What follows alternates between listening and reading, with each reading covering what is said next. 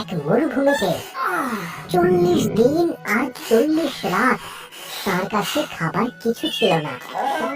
তারপর যিশুর খুব খিদে পেল।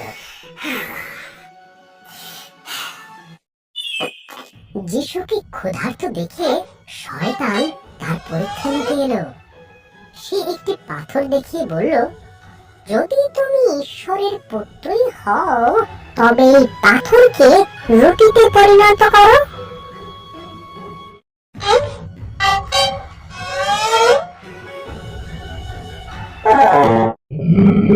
যিশু শয়তানকে পবিত্র বাইবেল থেকে ঈশ্বরের বাক্য উল্লেখ করে উত্তর দিলেন, শুধু রুটির উপরে মানুষ জীবন ধারণ করে না, ঈশ্বরের বাণীর উপরেও তাদের জীবন ধারণ নির্ভর করে।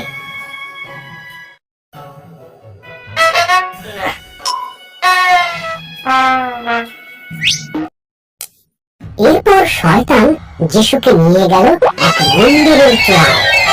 তুমি যদি ঈশ্বরের পুত্র হও তো লাফিয়ে পড়ো এখান থেকে। লেখা আছে, ঈশ্বরের স্বর্গদূত তোমায় রক্ষা করবে।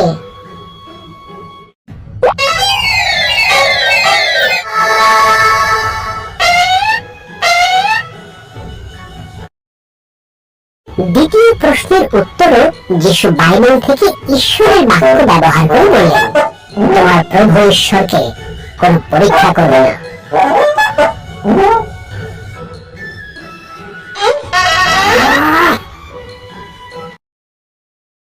শেষে শয়তান যিশুকে এক পর্বতে নিয়ে গিয়ে দেখালো পৃথিবীর সমস্ত ঐশ্বর্য ও সম্পদ।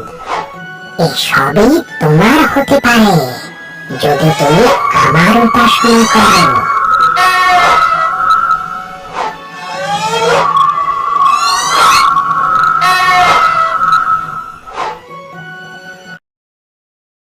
দূর হয়ে যাও শয়তান, যিশু তাকে আদেশ দিলেন। আরেকবার তিনি ঈশ্বরের বাক্য উল্লেখ করলেন। লেখা আছে, শুধু তোমার প্রভু ঈশ্বরের আরাধনা আর সেবা করো। যেই যিশু একথা বললেন, শয়তান তাকে ছেড়ে চলে গেল।